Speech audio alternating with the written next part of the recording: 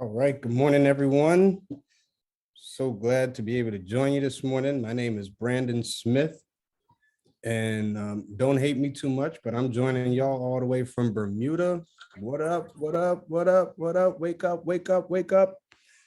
So let's come on in. We're going to have a great discussion this morning around the subject of giving the world a gift. Rise, shine, give the world a gift. If you were with us in December, we talked about the numbers and what we're doing personally. And today we want to just engage in a dialogue and a discussion. What does it really mean to give the world a gift?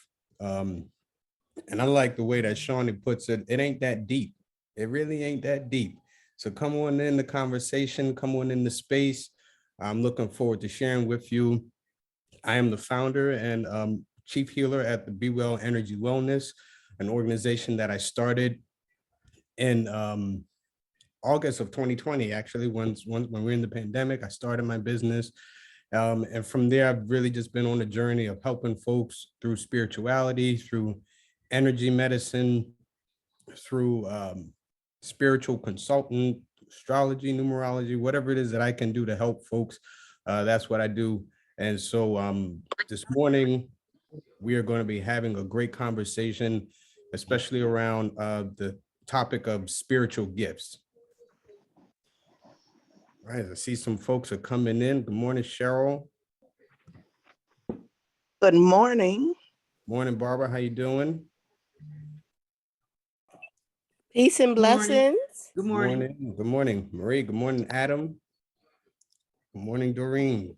Good morning, brother Brandon. How you doing this morning? I'm doing wonderful, brother. Now that I'm hearing your voice, how you doing? Every day's a good day. I hear that. Good morning, LaQuaya. Good morning, Teresa.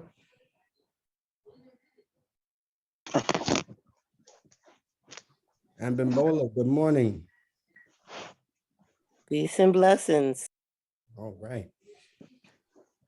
Y'all don't know how special I feel because like I know these faces and names as they're coming in. Like, yes, these are my folks, my family. Good morning, everyone. Yes. So let's come on in. Let's come on into the space. It's going to be a great conversation this morning. I'm not going to be as nice and kind and polite as I was with the numbers.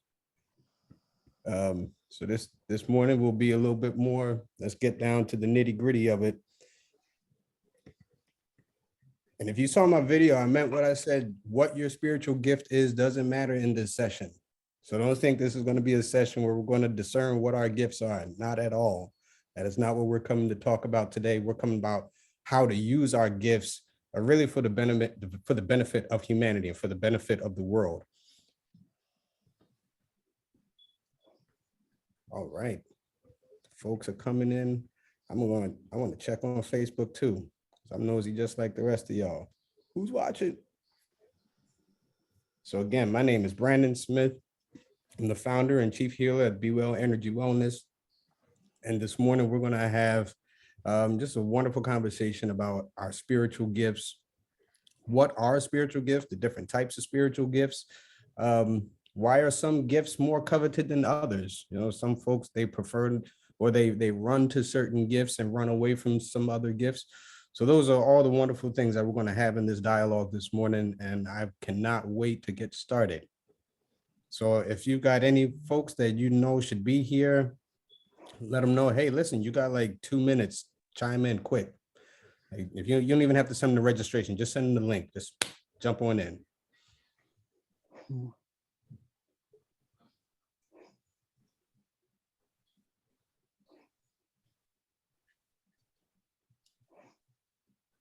Good morning, Afriye.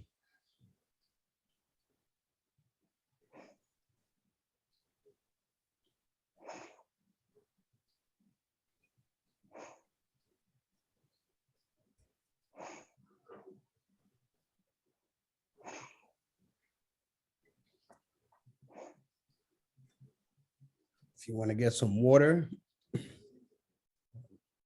some tea, whatever it is that you want to drink, stay hydrated. We may go up a little higher this morning. Stretch ourselves a bit, especially in the spirit.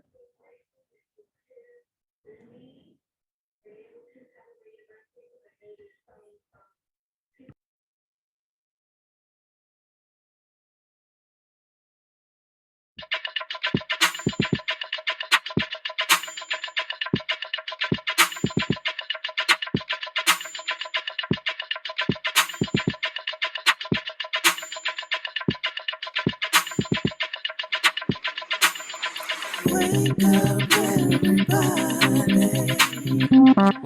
It's time to get up. Wake up, everybody. It's time to get up. Stay woke, stay woke, stay woke. It's time to get up. Stay woke, stay woke, stay woke. It's time to get up. We're healing, we're dealing, we're growing. Together, together, releasing. We're teaching, we're moving. Together, together, we're learning, discerning, we're striving. Together, together, we're leading, connecting, transforming. Together, together.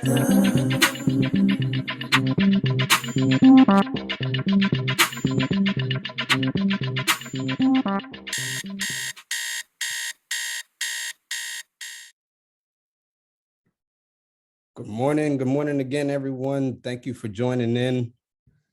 My name is Brandon Smith, and we are here to have a conversation about our gifts, our spiritual gifts.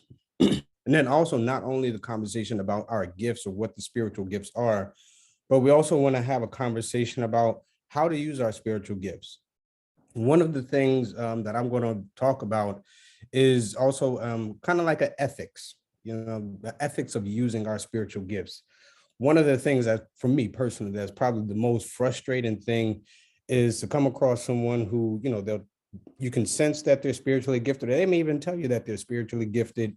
And then they just proceed to start rambling on about their gifts and, giving you readings or insights and things of that nature.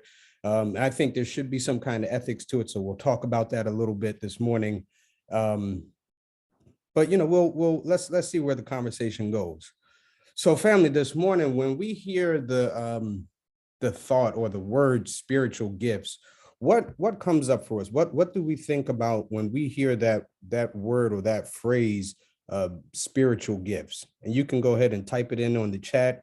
For those of you who are watching on Facebook, go ahead and type in what do you think of spiritual gifts? What are spiritual gifts? Or even what does that mean to you? What does having a spiritual gift mean to you?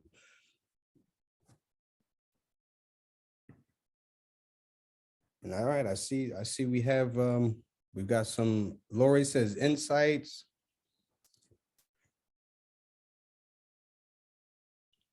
Running River Collective, something outside of the usual plane of reality. Okay. Is that Cassia? Metaphysical. Got discernment, intuition. But also worldly talents and abilities. Good. Cassia. Okay. Spiritual intelligence. I love it. I love it. I love it.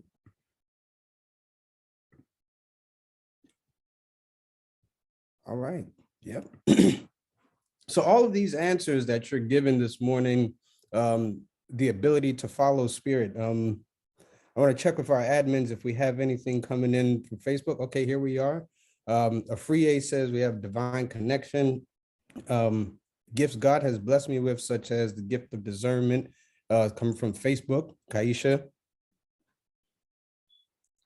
So these are excellent answers and excellent insights. And let me give you an inside scoop. And most folks, they might want to try and keep it a secret. There's no right and wrong answer about your spiritual gifts. I know I just debunked a whole lot of myths right there. You probably thought that you got to do all of this stuff and go through these rituals to get these gifts. No, when you think of a gift, what is it? It's given. You don't ask for a gift. You don't, well, some of us do. Let me be very clear. We just got through the holiday season and my mother was very clear about what she wanted. And she also reminded me that she didn't get what she wanted. And so yesterday, my sister and I had to go to the store to get what she wanted. However, so some gifts can be demanded, but for the most part, gifts are given. So we're going to go ahead and go to our slides, but we're going to talk a little bit about spiritual gifts. give a definition, and I almost want to call it like a working definition. But let me start with this quote. We can go back to where we were just at with that quote.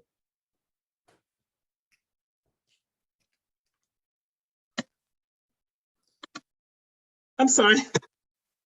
I'm sorry. I put the quote in the chat. The slide is not. Okay.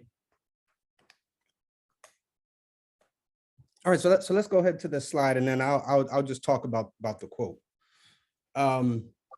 Harry Emerson Fosdick, who was he was the pastor of the Riverside Church up in Harlem. He wrote a book entitled "On Being a Real Person," and in this book, Fosdick says that there are three things that every single person is born with. Number one, we have like our environment. That's the location we're born, the things that we inherit from our family. And then the third thing that we have is what we call the personal response. Fosdick in this book, in this particular chapter, he's talking about shouldering the responsibility for ourselves to become real people. What he says is, out of these three things, there are two of them that we have no control over. So where you're born, your environment, that we just have no control over that. The family that you're born into and the traits that you inherit from your family, you also have no control over. But what Fosdick says, the one thing that you do have control over is your personal response. So you get to choose how it is that you respond to the environment, and also to the gifts, to the traits, all these things that were inherited to you. And so if we have the personal response, the personal choice, of the things that are given to us, right? We're talking about spiritual gifts. And if these gifts are given to us and we have the ability to choose how we respond to it, so one of the questions that kind of comes up for me as I was preparing is, what stops us from using our spiritual gifts? What are some of the things that limit us from using our spiritual gifts, or that may even deter us from using our spiritual gifts? But in order for us to get into that question, I want to go to our first slide to actually give some kind of working definition to spiritual gifts.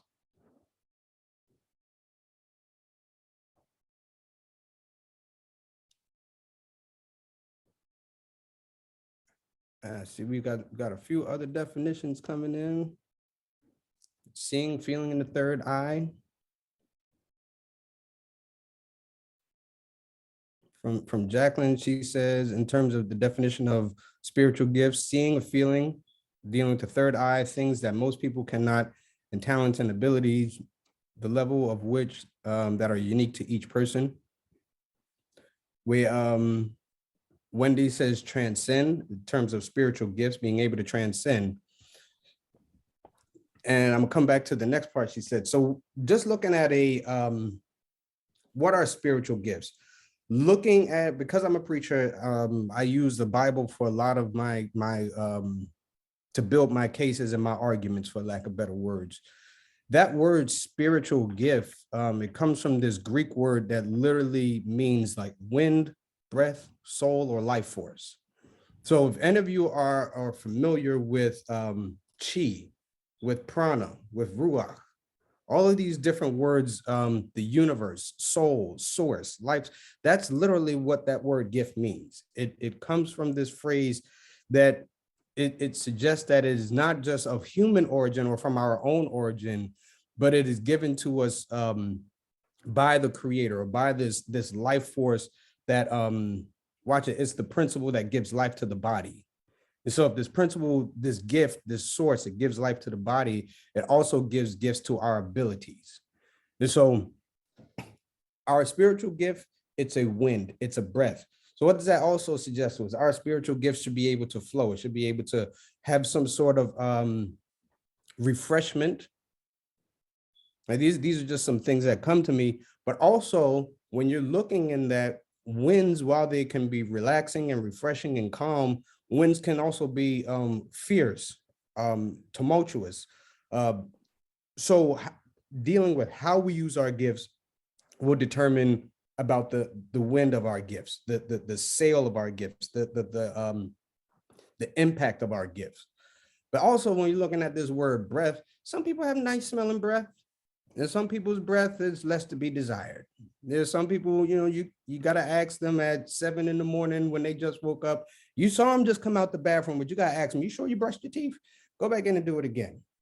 And sometimes our spiritual gifts can come off foul.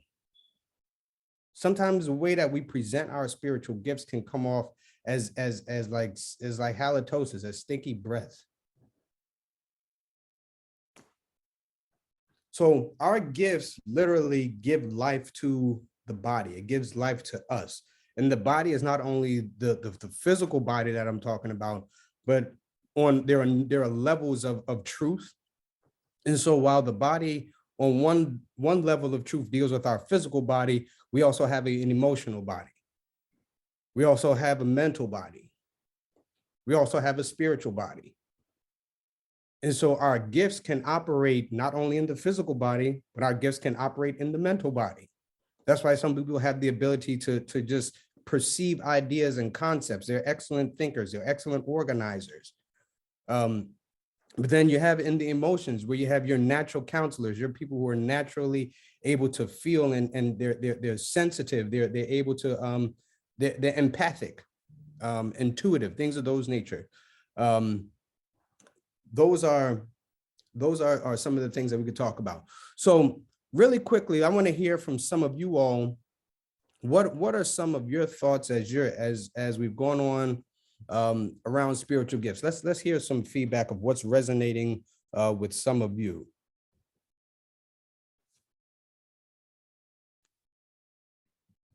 Okay, let's see what some of the shares were in the chat and maybe folks can elaborate. Goodness gracious. And also you had asked the question about why folks don't utilize them. So there's a mix of shares here. Hey, Quasi.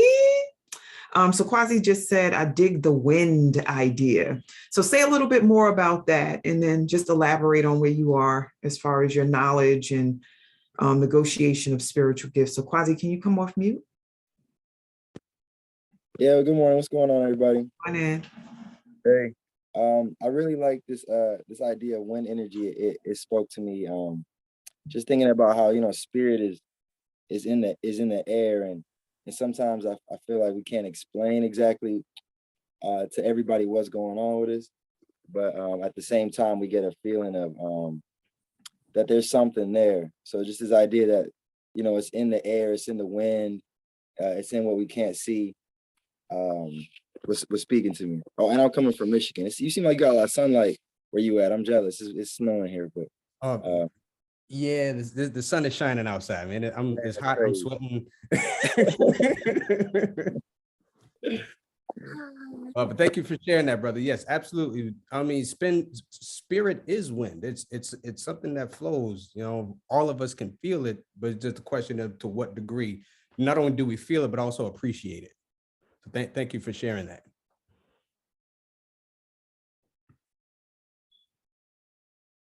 All righty, let's see. Jacqueline said, fear of being ridiculed or ostracized, lack of confidence and overwhelm, plus loneliness can prevent someone from accessing, acknowledging, using their spiritual gifts. Wendy said, lack of knowledge and fear. Then also just the spiritual gifts, what they are, like the meaning, ability to transcend the natural, and reason why we do not use, reason we do not use it is fear of lack of knowledge of it and how it works. The third things that we are given at birth are our environment, our familial traits, and personal response. Out of the three, we have no control over the first two. However, we can control our personal response to the first two. This is what you shared with us, Brandon? Yes. Yeah, that was a quote. Yeah. All right. Well, saying it again. From Stacy, a gift that we are all given. The more we use it, the more we get it. So that's her interpretation of spiritual gifts that once again transcend the natural. Kaisha said, gifts God has blessed me with, such as the gift of discernment, divine connection, the ability to follow spirit. So Afriye, can you elaborate a little bit, share your voice around this concept of divine connection and spiritual gifts? Sure. Thank you. You're welcome. Good morning, everyone. I know I have a connection with my ancestors, and there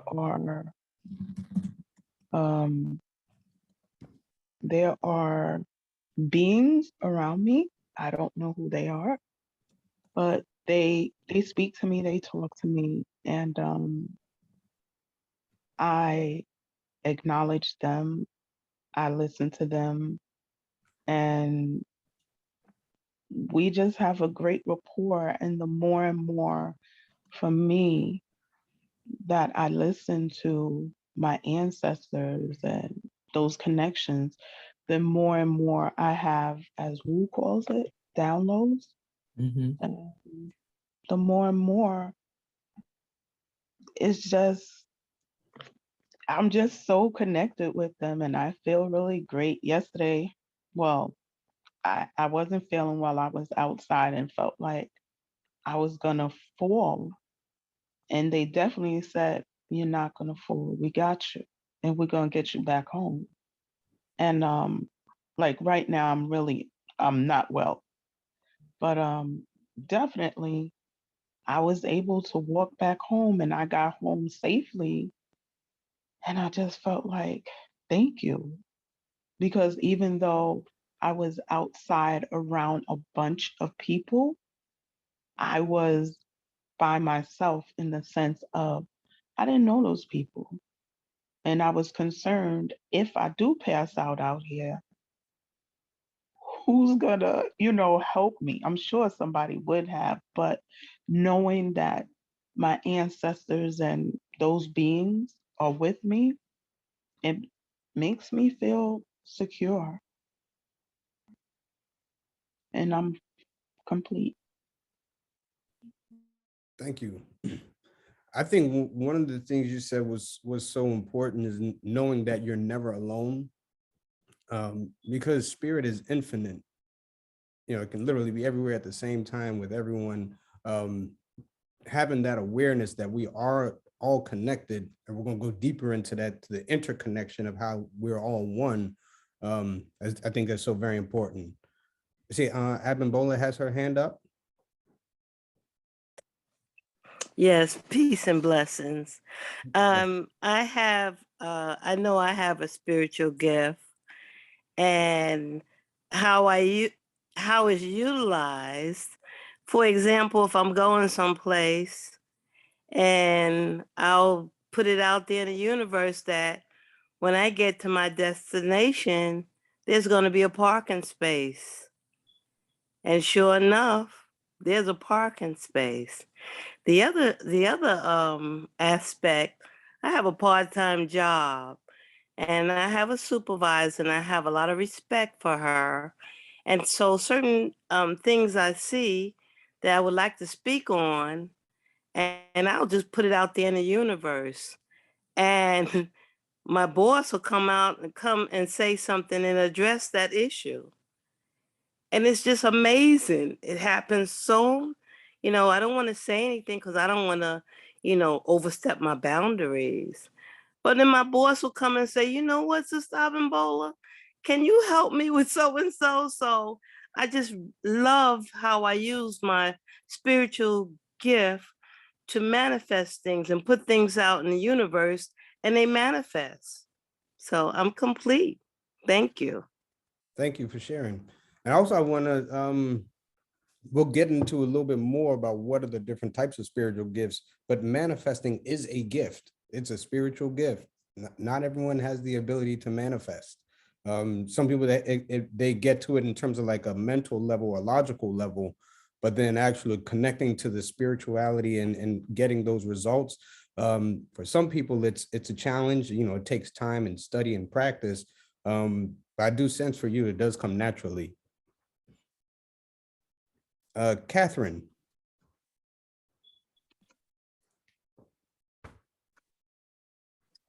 Yes, grace, grace and peace. Good to see you again.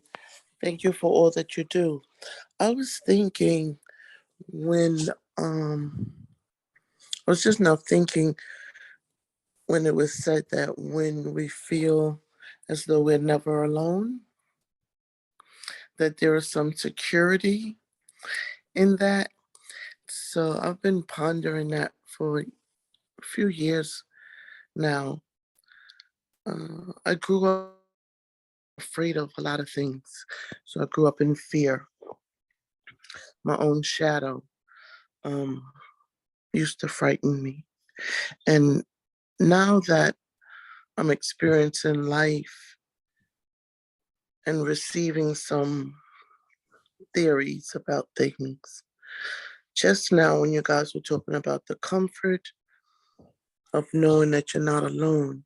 So I think I've received that God is within me. So then I could possibly or impossibly be alone. Um, so the conditioning of looking outside of myself for resources, for help, for comfort, it supersedes the truth of that everything that I need is inside of me. And that God is inside of me so that I could never be alone. I was in that traffic on 95 the other day, and inside of myself, I was disturbed because that wasn't the way I wanted the travel to go, to say the least. And so I didn't know which way to go. And I screamed inside. I'm in the car by myself, and I'm hollering, saying, I need help. I need direction. And I was waiting because there was nobody in the car with me. And so I'm sharing this morning with the community about moving toward the truth of the matter. And when we say that we're all one, I'm still pondering that. However, in this morning, I'm receiving that God is inside of me. And with my eyes closed or my nose closed, if I don't hear or smell anybody else around me, I'm still never alone. That's what I'm sharing with the family, and that's the energy that I'm receiving from your voice, from your presence, and who you are. So, thank you, Thank you, Catherine. And you actually you helped cut out half of my lesson for today, so we're gonna wrap up early. The truth is that I mean, and it is a truth that the divine resides in each and every one of us. How you choose to acknowledge it, whether it's God, whether it's Allah, whether it's Jah, whether it's Muhammad, whether it's Buddha, whether it's Confucius, whether it's Shinto, whether it's a mystical God, whatever your God is, dwells inside of each and every one of us, because that God is the creative, sustaining force, that life force that I talked about at the beginning with the gift. That God dwells in each and every one of us. And just because we put our own labels on it doesn't mean that the universal truth of God subscribes to those labels. So when I say that we're all one, that divine presence that's within me, that's within you, that's within Melinda, that we're going to hear from, that's within Teresa, that's within Shawnee, that's when Abimbola, within all of us that's in this call, that same divine is one. And so when Shawnee feels something, we can all feel it. When Teresa feels something, we can all feel it. When you feel something, Catherine, we can all feel it because we're interconnected. We may be separated by distance and space. And I'll even talk about this whole 6 feet of social distancing, because they say that our auras spread out 6 feet. And so when it was first coming in, they wanted to separate us. But the truth is that just because our auras have been separated doesn't mean our spirits have been disconnected. Awesome. Thank you, Brandon. I thought I saw another hand, but I think they lowered it. Oh, Melinda. Yes. Melinda, you ready to share? Yes, can you hear me? Good morning, everybody. Hi, Melinda. Hi. Well, for one, spiritual gifts is, I took the test actually, and I took a class about spiritual gifts. Um, One of the things that I have to say is, I mean, I did it from with my church actually. Um, I was scared of the gifts. When I took the test, my top three were leadership, discernment, and uh, and wisdom, I believe it was. And it was very scary for me, because a lot of people don't understand when you hear leadership. That's like the first thing you think is, well, I don't want to be a pastor. I don't want to, preach.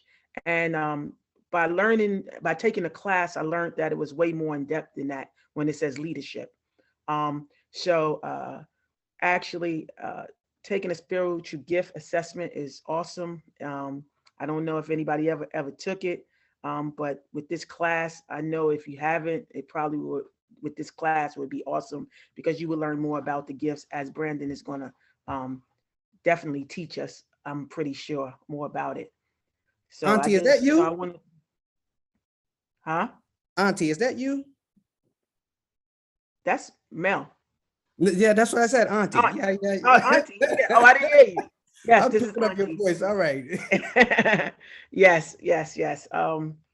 And so it was a powerful class. So I definitely wanted to be here, for this because I want to learn more about it. Thank you for being here.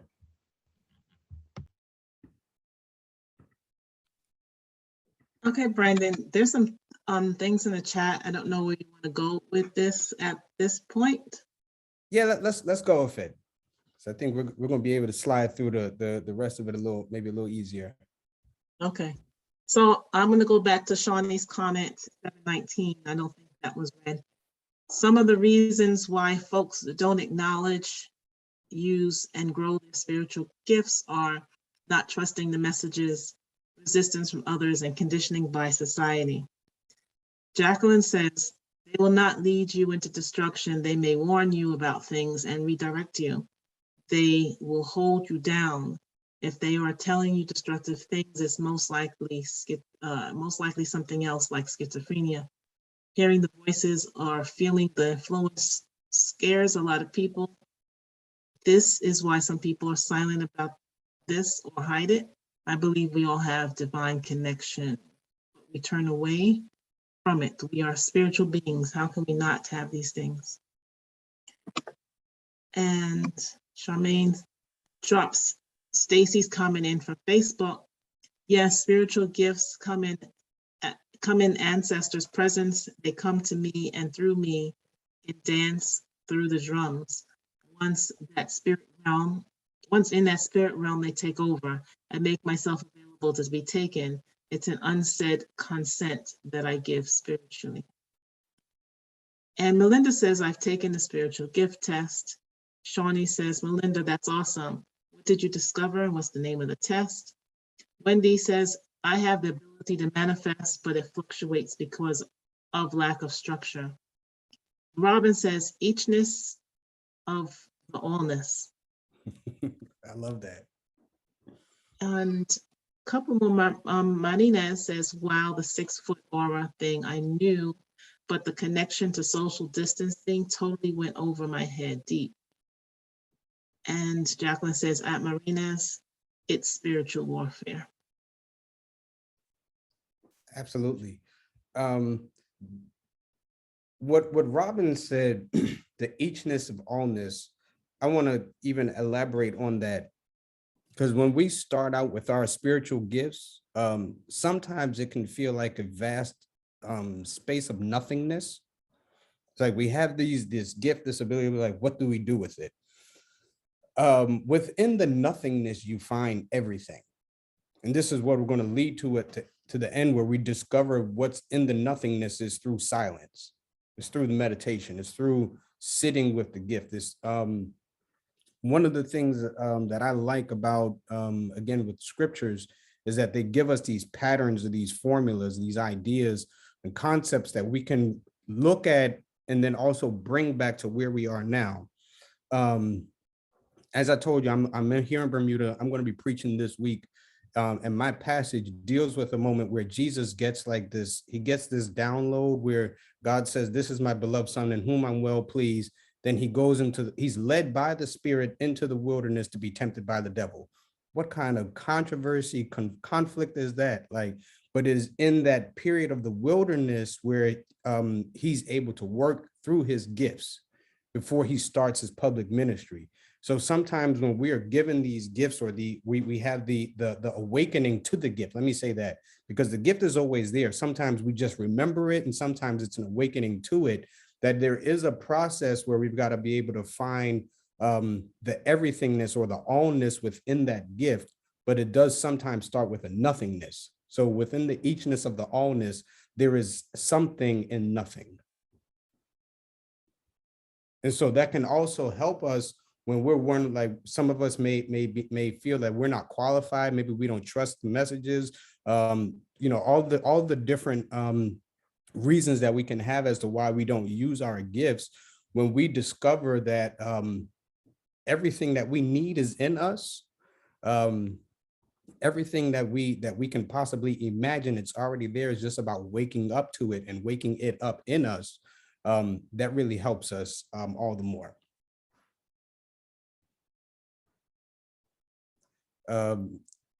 Z, I'll be at Allen Temple in Somerset with good old Pastor Howard Dill, good friend of ours. What was the question she posed, or the statement? She asked me where am I preaching on Sunday. Awesome. Yeah. So come to find out, Z and I, like I said, we got that Bermuda connection, so we know quite a few people. So I'll be with some family on Sunday. So let's go back to the slide. I want to finish up that first one.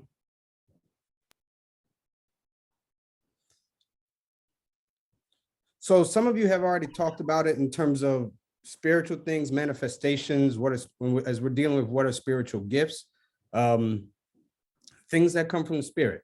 And so there is no right or wrong answer as to what a spiritual gift is. Let me just put that there. Some folks, we literally will relegate spiritual gifts to like channeling messages, getting insights, getting downloads. You know, I saw a vision, I had a dream. Those are not the only spiritual gifts. Those are what I call the coveted spiritual gifts. Those are the gifts that everybody wants, but those are not the only gifts. Under that, I want to talk about the heart chakra, because this is really the key to your spiritual gifts. If you want to know how to use it, because I could sum up this workshop in this one point. If you want to know the key to using your spiritual gifts, is through your heart chakra.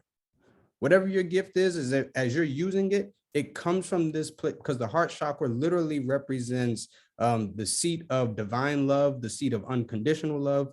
It's the seat of understanding. This is the place in you where the divine I am presence dwells. It's like if divine presence had a living room in your temple, that's where the main chamber would be. So that divine presence is there. And again, you know, y'all gonna be like, man, he done quoted so much scripture. The Bible says that every good and perfect gift comes from the Lord, comes from God, comes from source, comes from Spirit. And it comes through, and they tell us also in the scriptures that God's DNA, his alias, his who God is actually love, right? The scriptures just says that God is love. That's his name. Can't do nothing else but be love. And so that's why we also call it the beloved. And so it is through the heart chakra that we discover what our spiritual gifts are, through meditating on the heart chakra, through sitting with the heart chakra, through sharing the heart chakra. There are meditations where you can actually expand the field of your heart chakra, so that way that love begins to radiate to other people, because that's really your greatest gift. If I were to give you a scripture reference, I would go to, in the New Testament, 2 Corinthians, I believe it's the 12th chapter, where they talk about spiritual gifts. And I'm not going to be real preachy. For those of you who are familiar with the love chapter, love is patient, love is kind, love does not boast itself up, and all of that. Right before that passage, there's this passage on spiritual gifts. Me, as a thinker, as a reader, when I see that there's a passage on spiritual gifts and then it's followed by love, that lets me know that the gifts don't really matter. Especially at the end of that passage, it says you could seek the highest spiritual gifts. And the writer says, but I'll show you a more excellent way. And then he opens up the passage about love. So which tells me that what your gift is, whether you have spiritual gifts, whether you have gifts of being able to help folks, whether you have gifts of self-edification, gifts of edifying the world, whatever your gift is, it doesn't really matter because there's a more excellent way. And that's how you use your gift. And that's through love. And then this is the last thing I want to say about that, is that we all have a variety of gifts. If you think you just have one gift, I got a bridge I want to sell you.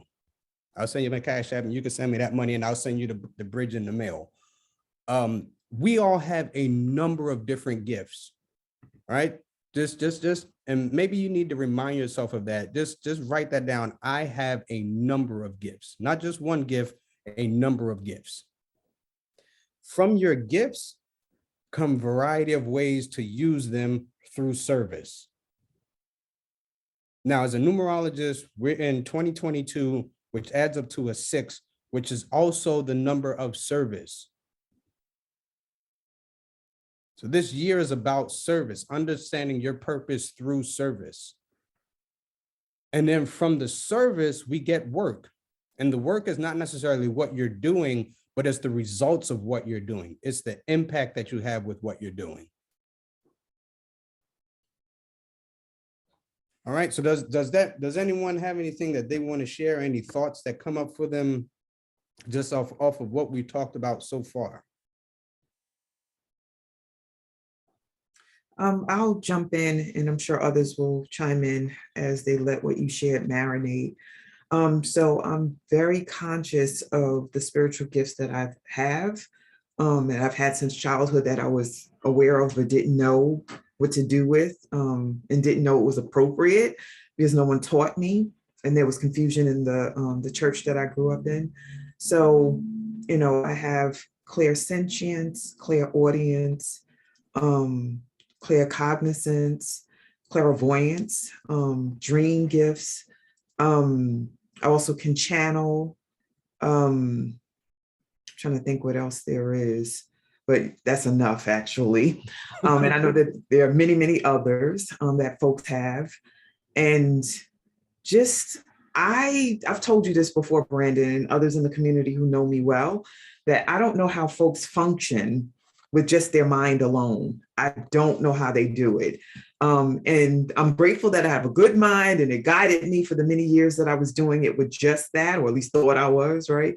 But when I became aware of what my spiritual gifts could provide and amplify based on thoughts that I had, creative energies, and the knowing that I operated with, like when I went there, like my life blew up. And just the ideas and how they get generated. Like, I'm like, I don't really have to generate much. Like they download and I act. You gotta work hard. Yeah, we don't. You know, I'm a conduit.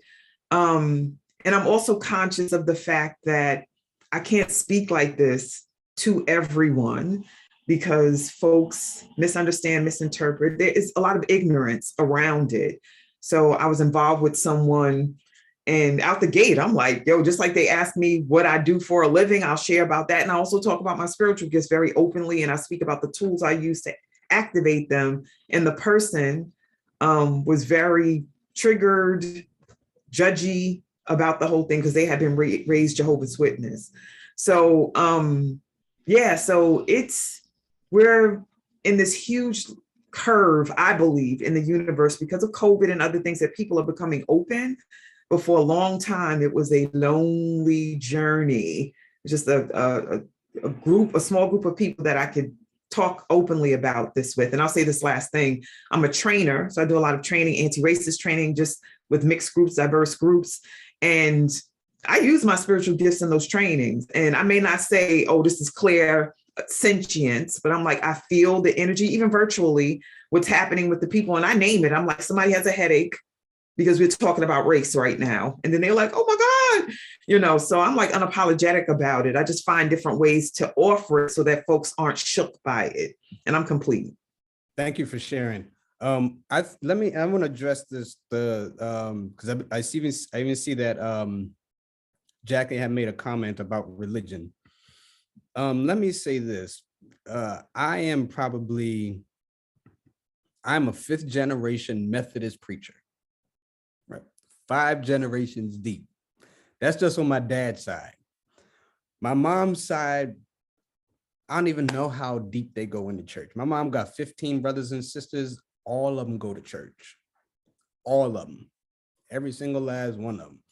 My grandmother, great grandmother, I'm not too sure about my grandfather, but literally church tradition has been in my family my entire life. I'm almost certain that if there was a maternity wing at my dad's church, I would have been born in the church, literally. Right down the hall from his office in the maternity ward at the church, and then took me right on upstairs for the baptism 10 minutes after being born. That's what my life would have been like. I got into the metaphysics. Actually, let me back up. When I was young, I had the ability to hear clairvoyantly. I could hear clairaudiently. I could see clairvoyantly. Claircognizance, I just knew things. I could sense things. But like you, Shawnee, I didn't have no one to guide me, to teach me, to show me what this is. It got to the point where I thought that I was going crazy. So I'm like, I can hear these voices that's telling me to tell somebody to do something. But I was like, what? And then it got to a point where I was, I was me. I was a martial artist. I wasn't worried about people attacking me because I could fight. So I would just kind of say what it is that I had to say. And it got to a point where I had to learn that not everyone was at that point of being open to receive. And that was like, I would say like maybe in the early to mid 2000s. What's happening now is going back to, I want to say December 21st, I believe that was in 2019, sorry, where we had that, or it might have been 2020, where we had the great conjunction of, what was that, Jupiter and Saturn, I believe it was.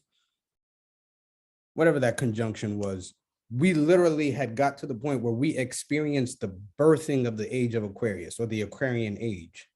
So now we're going to find that a lot of people are more into the spiritual gifts. They're going to be more into like astrology, palmistry, psychic readings, getting into tune with spirit, rather than a lot of the old traditional beliefs that were kind of presented and taught to us. So over the next couple of years, we're really going to see like an increase where people will literally tap in and tune into what their spiritual gifts are. But then we'll also find that there's going to be appreciation all around the board for spiritual gifts in general. But the church, it will, here's the thing about the church. Church will use these same spiritual gifts, but they just put a different label on it. It's not channeling, it's prophesying. And let's not even talk about the rituals, because the rituals that happen in church, from the communion, from the starting of service, all of those different rituals that go on in the church, baptism, cleansing of temples, and all those different things, well, that's all metaphysical stuff. And we just literally just changed the label of it. Right? When there's even passages that talk about, there's one plant that has 12 leaves and each leaf is good for the healing of the nation. You do know those 12 leaves are actually the chakras within our energy system. And if we have balanced chakras, we have a balanced life. Now, here's the thing. We can, Z, I see you say it's a control issue. We can only be controlled if we allow them to control us. I'm still a Baptist preacher, licensed and ordained. Hopefully I'll pastor a church someday, but I also wrote a book on numerology. A second book is coming out. I'm getting ready to write a book on crystals. There's no way that the church is going to be able to hold this hostage. Not going to happen.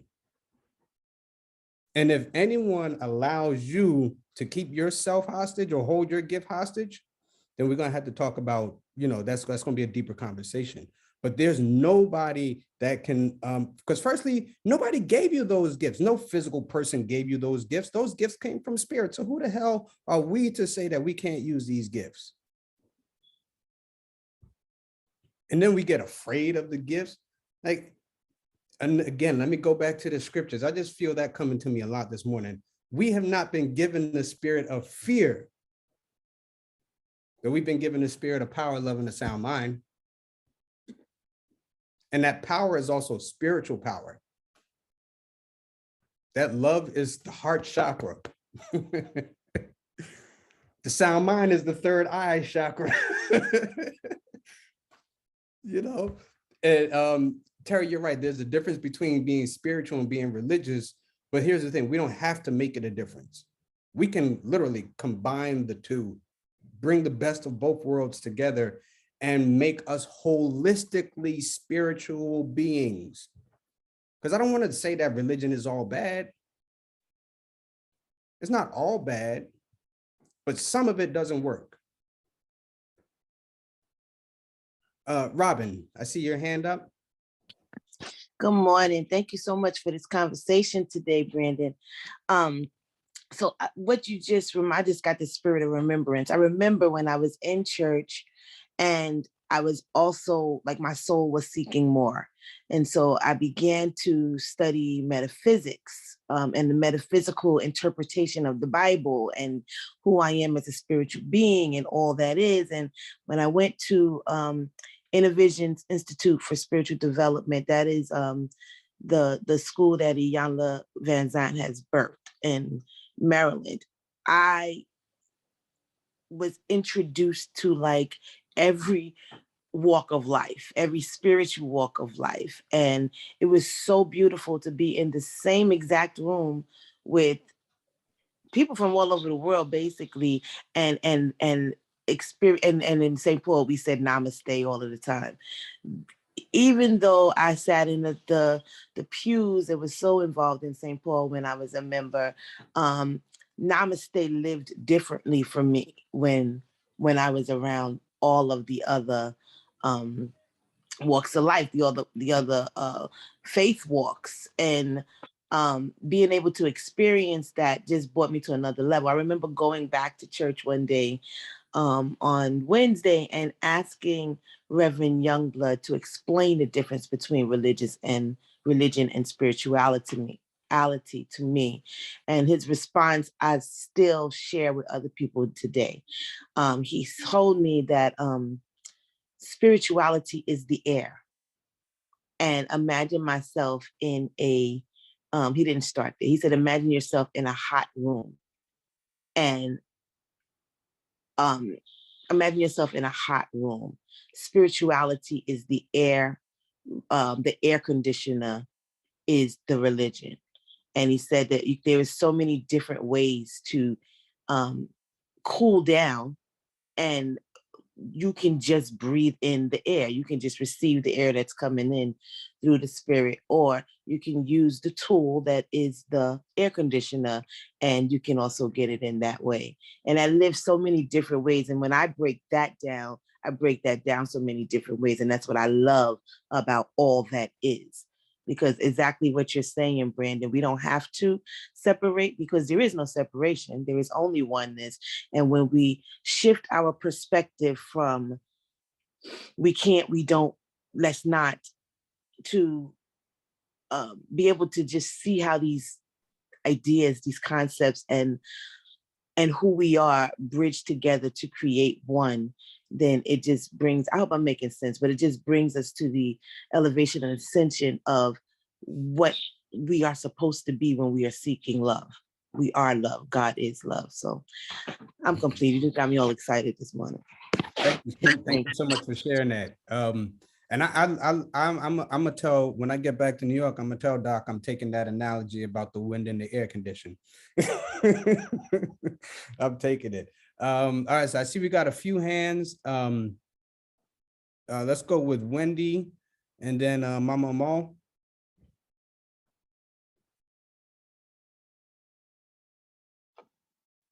All right, I just wanted to piggyback on the whole metaphysical journey that I was on prior to coming to the US in 2020.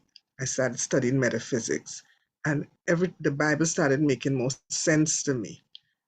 But in in the year 2000, the beginning of 2000, I went to a Christian church and got baptized and threw everything I learned in metaphysics out the door because it was deemed demonic. And I struggled for years because once you have been exposed to that level of truth, it's difficult to fall back. So fast forward, so I've been a Christian for since 2000 up until 2020. Well, I still am, but I stopped going to church during the pandemic, and I never went back. And what was happening, I would sit there in the pulpit, in the congregation, and my bishop would be preaching, but I'm sure I was hearing a different message because inside of his message, I was like interpreting metaphysically, Mhm. and it was confusing a little. But after a while, I stopped feeling the hunger. I wasn't being satisfied, and that's why I went right back to my metaphysics, and I started researching truth unity. They have the metaphysical. And so for 1 year, I studied the Bible in 1 year, and I kept going to the metaphysical version and, studying that. And that's where I am right now. I'm back to square one with my metaphysical journey. And what I would like to learn, as you just said, is how you merge the two. How can I reunite with my church and still benefit, from Yeah. I don't know if it can happen, but I would, because I miss the congregating. I miss the congregation. I don't know if there are people there on the same wavelength, and I feel like you have to hide and not be upfront about what you believe Mhm. for fear of rejection, Yeah. or And judgment. I think Wendy, let me say a few things to you. The first thing I will say this is that you're not back at square one with your metaphysical journey. What I hear in the spirit is you're at part two of your metaphysical journey. So the first part of your metaphysical journey, you laid a foundation. Now it's about building on that foundation that you laid, and it's going to come back to you through remembrance. But then this whole business of being able to merge the two, what I found for me was I just had to be myself.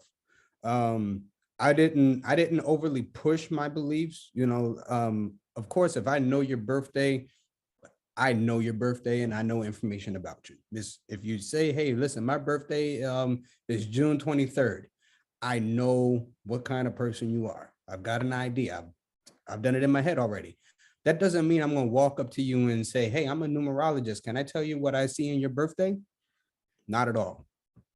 If I'm not going to walk up to you and say, I was reading this passage and I made this connection. And especially because I know me, straight talk, some of my shit could be far out there, like far out there. This is Brandon.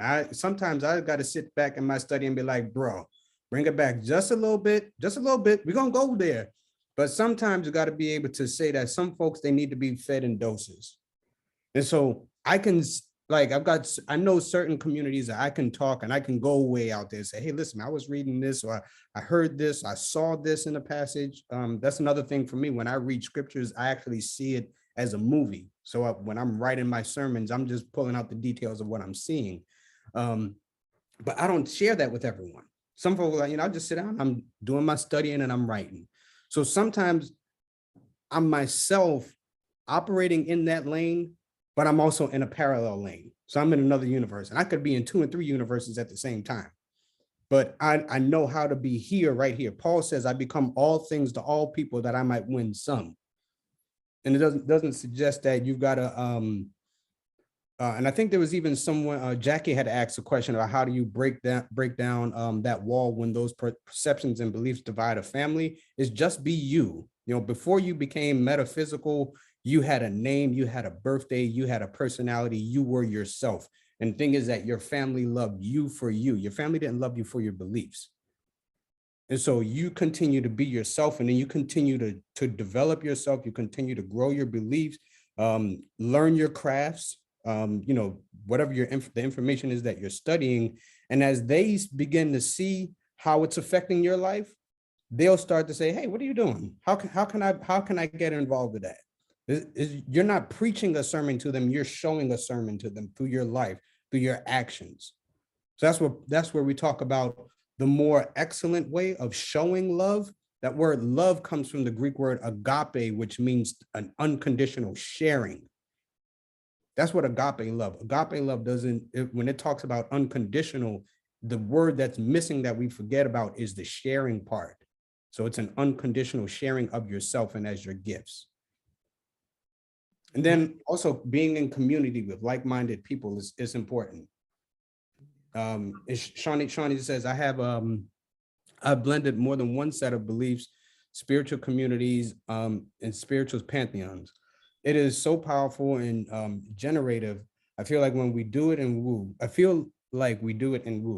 it's possible to find your tribes if you believe you can manifest.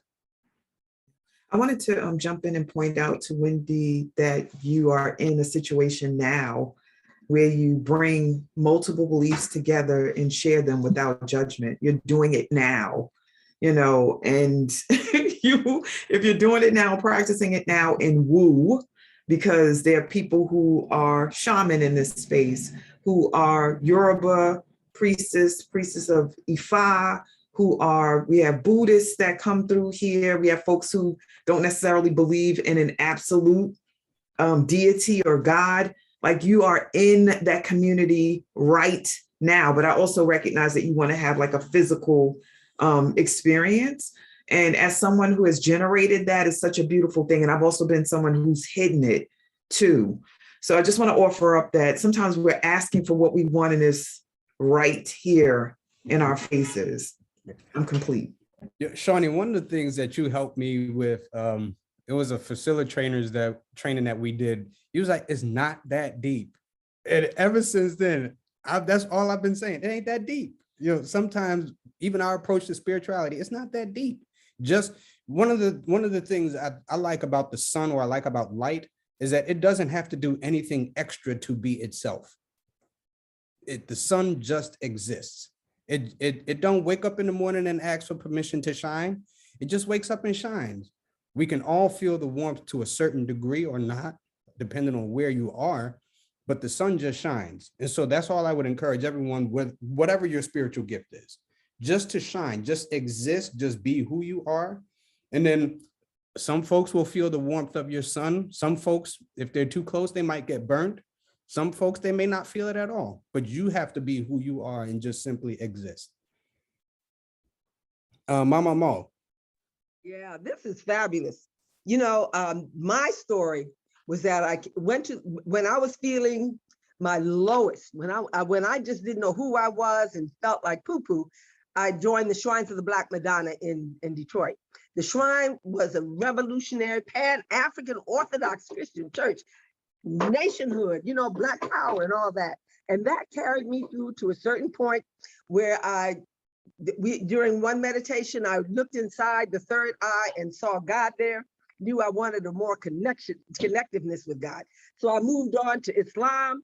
After Islam, I did landmark education. I lived in Saudi Arabia for a couple of years, and so it was going over there. I did landmark forum because this is the fast version of it. And then I joined the ministry, a spiritual ministry with Isis Master Fuqua, the Circles of Light. And then women, that was back in the 70s when I first joined the Shrine, after having been the hour of whatever, of the darkest hour. When I came back, having done the ministry, one of the fellas in the Shrine that I've known for years had passed. So I went to church and I sat there and I was hearing the same stuff that I needed back then, but now I'm on a much higher vibration. So I sat there and I said, well, that's all nice. And I was glad to see everybody and I hugged everybody that I hadn't seen in years. And when I did the Course in Miracles, and after being in the course, Spirit said to me, go back to the Shrine. And I thought, why? But I did. I went back Sunday after Sunday and I sat there, and at first I was listening to the sermon. I said, I don't believe that. I don't believe that. No, that is so wrong, judging it. Then but I said, Spirit, why am I back here? I don't know why. Spirit said, go back. I went back, and after a while, I started letting go of, I don't believe that. I don't believe that. I started hearing messages for me. So I said, wow, Spirit said, all I want you to do is be love. That's all. That you don't have to judge anything. You don't have to tell them they're wrong. Just sit there and just be love. Then I had a partner, a friend of mine, who's who is with Unity Church. She's a reverend in the Unity Church, but she also grew up in the shrine, and she was there too. I didn't realize that she was there. It took me a couple of years before I realized that I had support, but I stayed and I stayed. I grew. All I was doing was just loving everybody. And do you know that the conversation shifted? The conversation shifted. Now we're in best self theology. And all the ministers are speaking spiritual conversations, and they're tying it to the Bible as well. So I didn't really have to merge it. I just had to be satisfied, not satisfied, but content to be of service right there in that conversation. And the conversation shifted. So that is my story. Yeah, that is my story. And I'm still there. And I have an opportunity to speak to the congregation, because I've done talks. I've done, we call Woke Wednesday, where we come every Wednesday, we have a topic. And I was able to run the whole thing to the congregation. And I was just surprised how many of them were on that level of understanding. I said, wow. And so I haven't looked back, and I'm complete. Thank you. So at this point, it's about 9:05, and I know some folks, they may have had to run. Some folks are waiting for the announcement.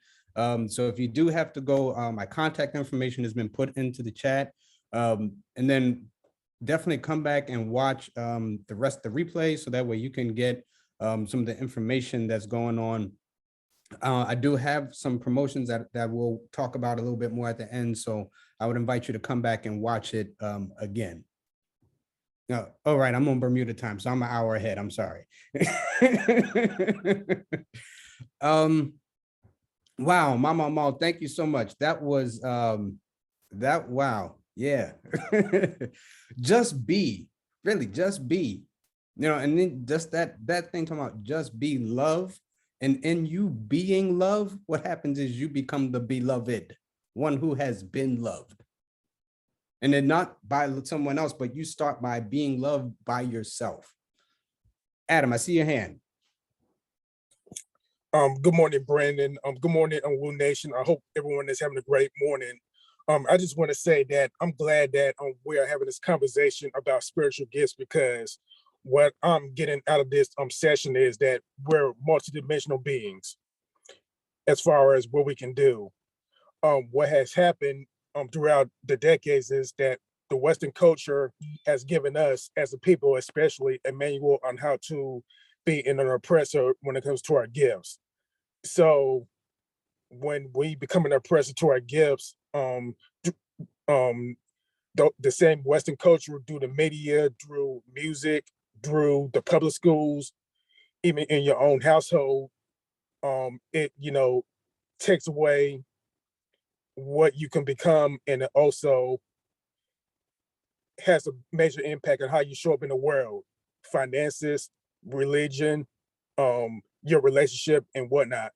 I just want to say that I'm just glad that you're letting us know and letting me know that we're multidimensional, and we can do whatever we want to do if we don't allow the outside voices to say otherwise. And I'm complete. Thank you, brother. We are spiritual beings having human experiences. That's one of the probably one of the most profound things that I've heard. And within that being spiritual beings, the spiritual realm doesn't just exist on one level. There are dimensions of the spirit. And so, Adam, you're right. We are multi-dimension individuals. And I won't even say individuals, because we're one. So we're we're multi-being spirits, multi-dimensional spirits. And we have that ability, as we develop sensitivity to spirit, we're able to have an awareness of even those other dimensions or those other realms. And that's really where we get to the point of the word that's coming to me is synergy, synergizing, where we're able to bring spiritual concepts and ideas from this idea, this realm, and we bring them and we make them concrete. I'll give you a physical example where we are right now. The Woo space community, it was something brought down out of the spirit realm, made tangible, and it happened right here. That's at least 2 dimensions. But I know for a fact that there's been at least 4 dimensions they went through to get this information and come down. I know that for a fact. I see it. All right. Melinda, I see you have your hand up again. Yes, well, you basically said what I was going to say, that we are spiritual beings having a human experience. I myself, my parents made an agreement for me long before I was, even able to make an agreement for myself, and I became a Christian. And because of that, I followed that belief for a long time, went to church. But then as I got older, I did my own research. And at my lowest point, I was introduced to metaphysics and through the UFBL. And when I did that, I became a part of the New Thought beliefs, Christianity. And to the person who was saying about religion and spirituality, New Thought is that concept where you bring the religion and the spirituality together, and you're able to, learn more about, yourself as a spiritual being. So we definitely can. And what I love about that is I was introduced to Buddhism, Hinduism, Muslim, because so many different people from many different religions came together, and we all came connected on a spiritual level for the oneness.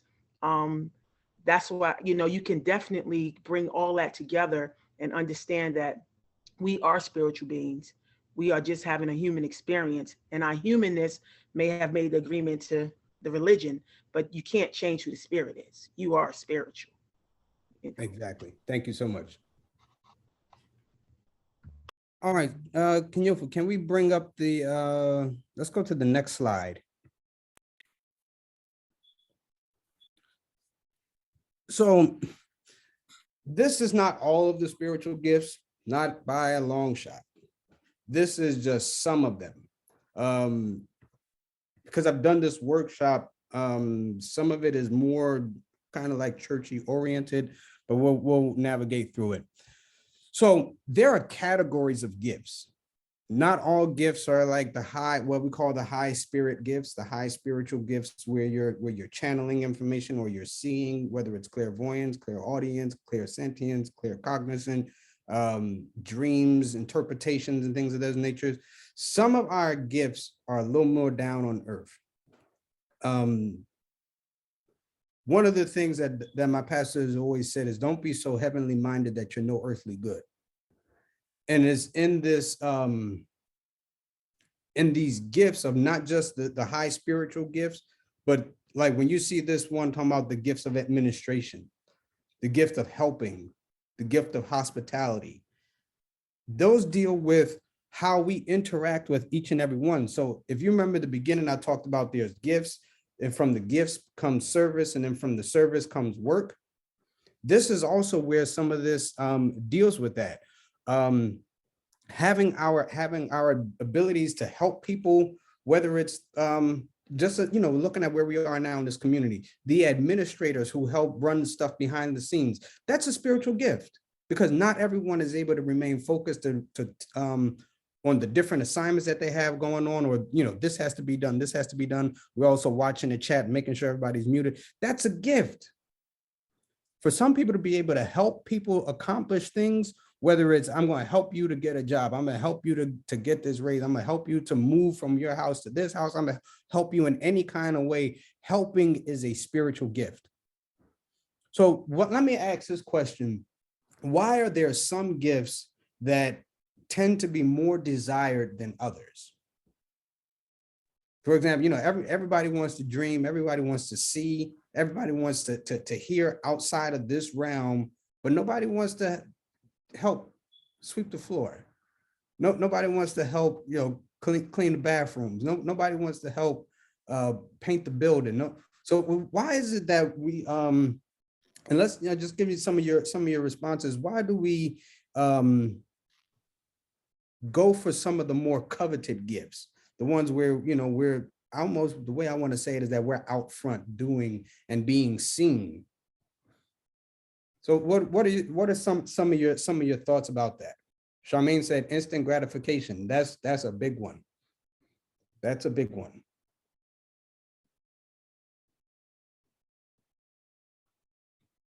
Some gifts exalt us, the ego. Quasi, I see you have your hand up. Yeah, I was just gonna say, I think sometimes we want some of these gifts for like some level of clout, because they seem to be outside of our can you guys hear me? Yep. Okay. Yeah, I was saying I think sometimes people want certain spiritual gifts because like it seems to come with a certain level of clout, or it seems to be things that are outside of everyone else's possibilities. So there seems to be a hierarchy because you just can't do it. Like everybody couldn't do it. So I think sometimes we want things that are outside of our reality, almost like as proof that the spiritual world exists. Because sometimes it's hard to see the spirit, you know, of God in a tree for some people. But if you had the ability to be clairvoyant, like you said earlier, or clairaudient, then I guess people would feel more, I know I would feel more affirmed in my spirituality. Not that, you know, spirituality requires, you know, itself to prove to me, you know, that it exists. But I think with those higher, quote unquote, higher gifts, I think you just can feel more affirmed. I think we would believe we feel more affirmed in our spirituality. Okay, and Quasi, thank you for sharing that. If I can add something to it, I think it also highlights that there's a part of us that we're either neglecting or we're forsaking, or where we don't feel like we're enough in our own body, in our own life experience. And so we use these gifts that are somewhat out of this world because there's something about us that we don't like, or something about us that we don't necessarily vibrate with, or something that within us that we could even be running from. Some people use spirituality as an escape mechanism to get away from the realities of where we're at. So thank you for sharing that. I appreciate it. And you all have been putting some great comments in. So let's go with, I want to hear from Miss J Divine. Good morning, everyone. I put in the chat based off your question, like why people don't want to do like the stunt work. They just want like the extra special gifts. It's because everybody want to be famous, but nobody want to put the work in. And people don't understand that. So it's a real thing. I heard Kevin Hart say it, but it's real. And it's something that can be applied to so many things. You know, sometimes sweeping the floor manifests into a business. You know, a cleaning service, you know, something special. Sometimes, you know, chopping onions and cutting peppers manifests into a restaurant. Like that's a superpower. That is a gift. Sometimes doing your vocal scales manifests into becoming Beyonce. You have to put the work in order to tap into your spiritual gifts, and people don't realize that. Yes, thank you. And it starts off with something small that can manifest into something big, as you know what I'm saying? So, and I'm complete. Absolutely. Thank you so much for that. Thank you for sharing that. Because that is true, that some of us, we want these gifts, but we don't want to put the work in. And one things I'll talk about was some of the what they, I guess we can call them the more coveted gifts, like the channeling, the seeing, and things of that nature. Some of us will want those gifts, but we don't necessarily know what it took to go through to get to that gift. You know, that term clairvoyant literally means clear seeing. If any of you have any idea of the clear gifts, you will know that there's nothing clear about them. There's nothing clear. You got to literally sift through spiritual information. You got to discern what's yours, what's that. You know, is this my stuff or is this spirit coming through? Does the spirit, like for me, when I see things, there are two places in my mind where I could see things. And it took me a while to develop this. If I'm looking, like in the center of my brain, there's like a projector screen, but this projector screen is old, it's raggedy, the edges are kind of rusty. If I see a vision on that screen, I know it's a spirit. There's another, like a window that's almost like, if you could imagine a window being right here on this side of my head, I look out of that window and it's kind of like a nice sunny view. If I know if I'm looking out that window, that's me making my own stuff up. And so being able to, it took me a little while to figure that out. And so I'd be telling people, oh, this is what I see. And they'd be like, you're off. You're wrong. You're wrong. And then having people say that to me, it could have deterred me from using my gift. But I was like, all right, well, I'm seeing something. So what is it? Had to work through it, had to develop it. Find yourself like teachers and, books and study, mentors, whoever the case, people that can guide you. There also comes a level of humility, understanding that you don't know it all, and being able to put, like you said, put in the work. So that way, when you do arrive at that place where you do become who it is that you were created to be and who you are co-creating to be, because if the creator is within us, that means that who we are becoming, we are co-creating. All right, that's where you're supposed to say amen in the chat right there. If the creator is in us and we are becoming, that means who we are co-creating. That means our gifts, watch this, our gifts didn't come from some external factor.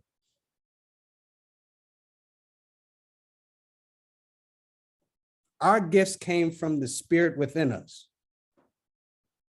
That means that you and you and you and you and you and you and you and you co-created the gifts that you have.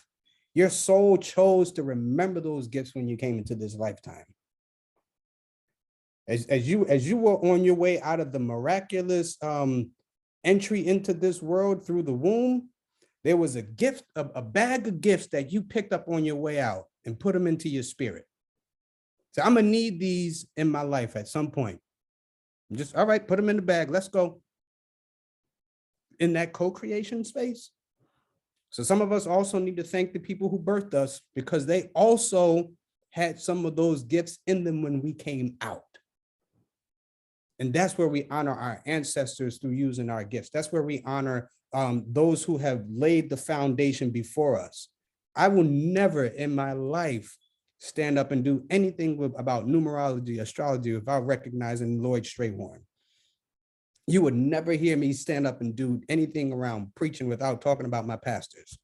I would never stand up and do anything about healing without talking about my teacher, Jeff Noble. Because there are people who laid the foundation before me that allowed me to be who I am and where I am, and to develop into what I did. I won't ever talk about crystals without talking about Francis E. Revelsby. That was my teacher. These are my teachers. I won't talk about martial arts without talking about my Grandmaster Arnold Allen. So being able to understand that there's a foundation that's been laid is very important.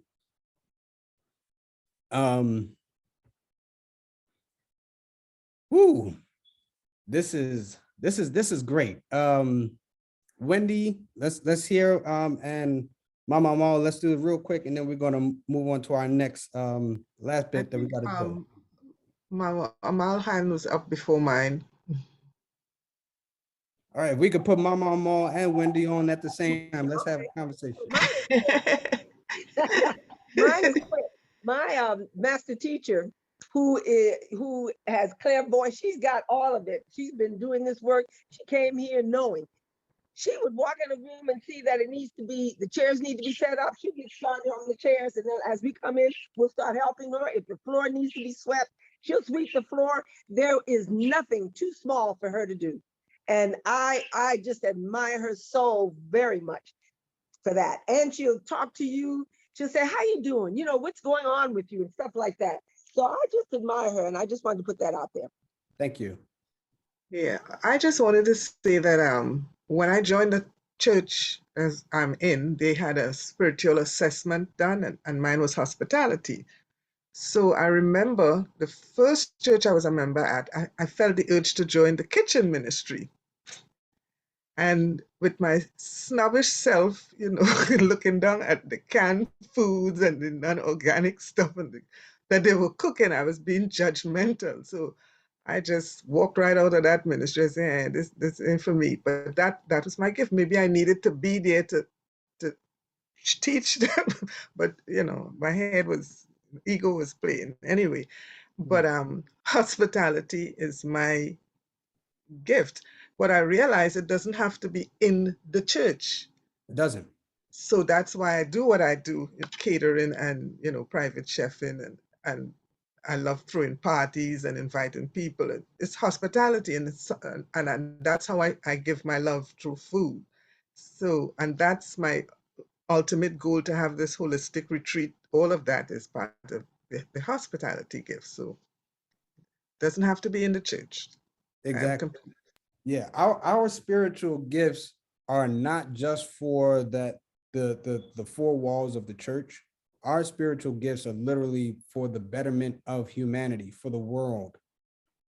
Right? And I'm gonna prove it to you scripturally, right? Because it's just what I can do. If in the scriptures, John chapter 3, verse 16 says, "For God so loved the world," right? Not just the church building, not just people who call themselves a certain title, whatever the case is, the world, that he gave a gift. I'm paraphrasing now. All right, so God so loved the world that he gave a gift. It was his only begotten son, which deals with love, sacrifice. The time won't let me to get into the numbers around what Jesus did and who Jesus is. However, I will just say that if God is within each and every one of us and he gave the world a gift, then the gifts that we have is not just for us. The gift that we have is for the world. But let me say this also. Don't allow anyone make you feel less than for not using your gift. Because there'll be some folks who will tell you, oh, if you don't use your gift, you're going to lose it. Go to hell. It's not the case. And who are you to say that? You're not God. And I'm sorry, I'm a little more brash than usual this morning. Y'all are meeting the real Brandon. This is what I tell folks in real conversations. You tell me, I'm a musician, right? I play in church my whole life. I can't stand it now. Folks will tell me, oh, you're a musician. If you don't play, the Lord going to take that gift from you. I guess the Lord going to have to take it then sometimes, because I don't feel like playing all the time. And if you try to make me feel bad for not wanting to play, then there's a part of my anatomy that you can pucker up. And we could talk about it later. That's what I tell folks. Is it the best thing to tell folk? Probably not. But I wear my rose quartz, clean up my heart, ask for forgiveness, call it a day. All right, we let's see, Cassia. Hey everybody.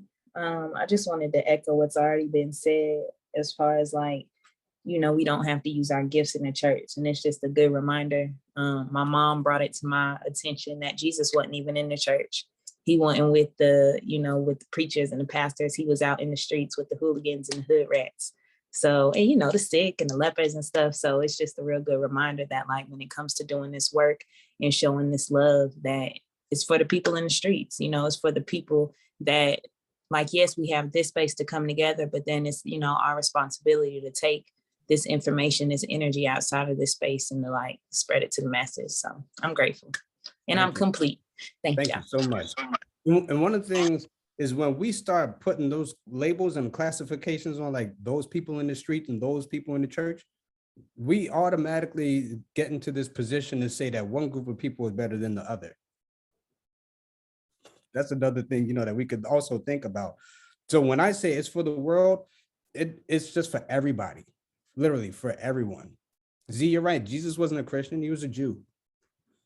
Christianity that term doesn't appear until later on in Acts when we're at Antioch. All right. So family, we are about just about finished. Kafunya, can we go ahead and play the song? And you mean King Yofu?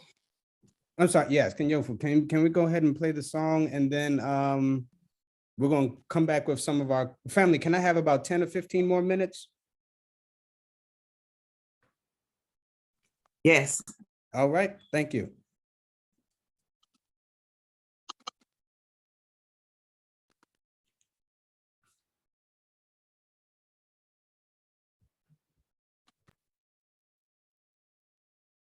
My name is Tobe Chukwu Dubem Wigwe. I'm an Igbo boy from the southwest side of Houston, Texas, and it is an honor to be able to do our version of Wake Up Everybody by the legendary Harold Melvin and the Blue Notes, aka Teddy Pendergrass. So today, as you hear my baby talking in the background, I am Toby Pendergrass. Let's go.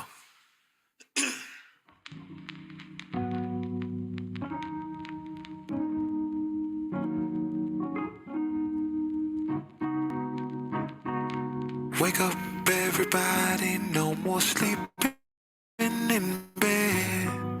No more backwards thinking, time for thinking ahead. The world has changed so very much from what it used to be. There is so much hatred, war, and poverty.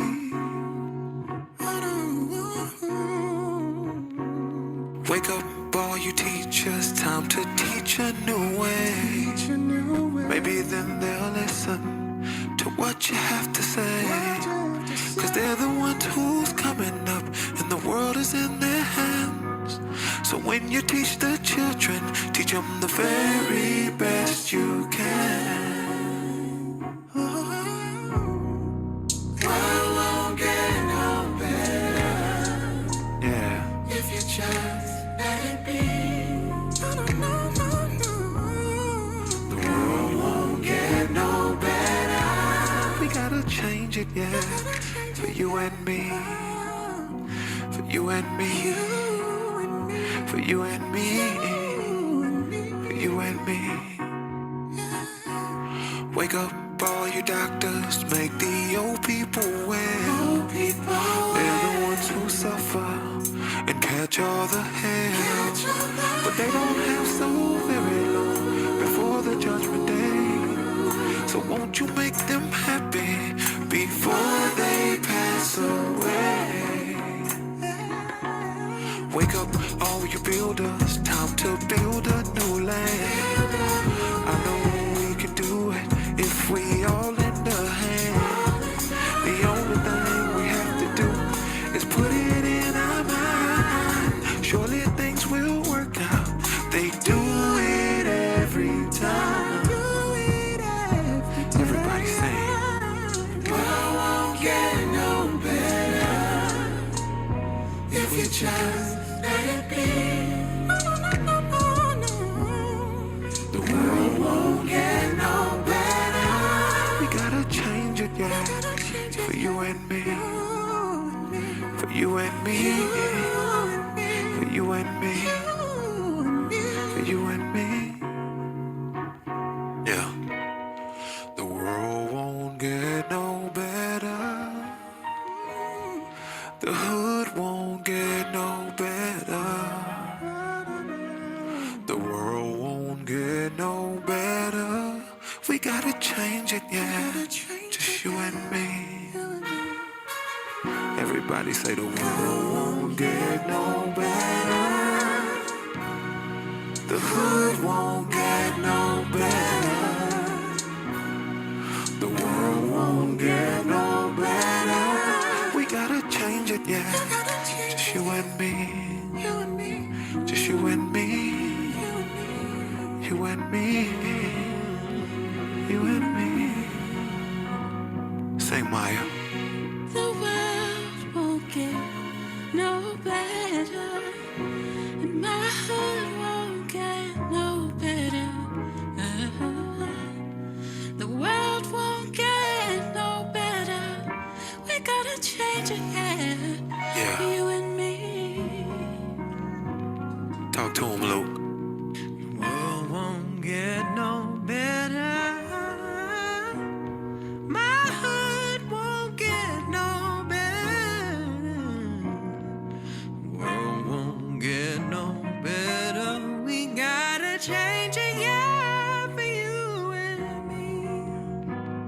Talk to him, Dave.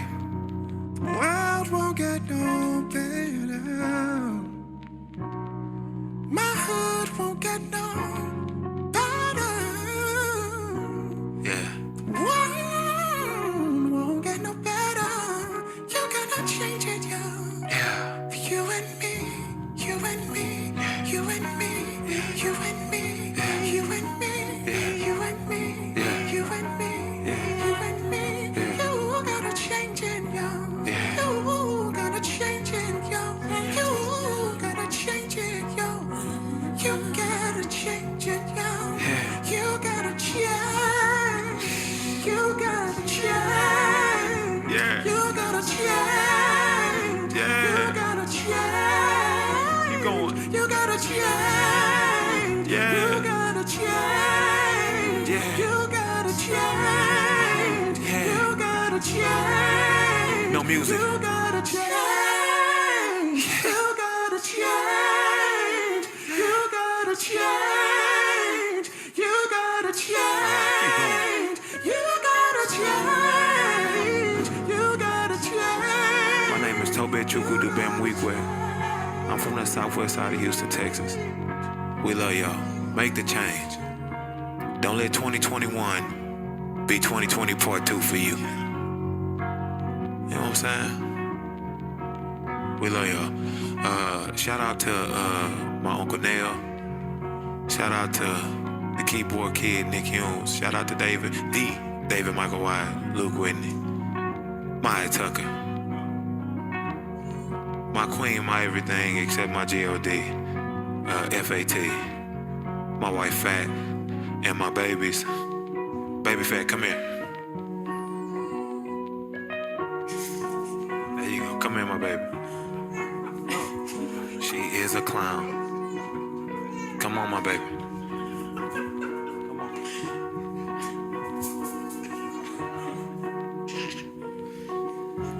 Do me a favor, look there, say hi. Say hi. And we love y'all. Peace.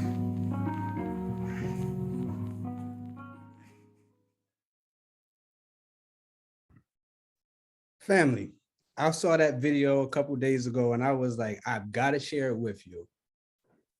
For me, what jumped out was the fact that there were multi-generations included in waking up. Literally, you see the babies are asleep, the babies are waking up. But then we also have the artists, the musicians, the singers. And there's no way that you could be in that space, whether you're a cameraman, audio tech, and not feel the energy of that. And so as we wake up, as we give the world a gift, I simply want to let you know, share your warmth with everyone. Be who you are, be who you made, who you were created to be. Also, who you are creating yourself to be. Remember, there's some things that we have in life that we have no control over. But the one thing that we do have control over is how we respond to the things that happen to us and happen with us in life. And, you know, I think I can wrap it up here. I don't even think we need to go to the last slide.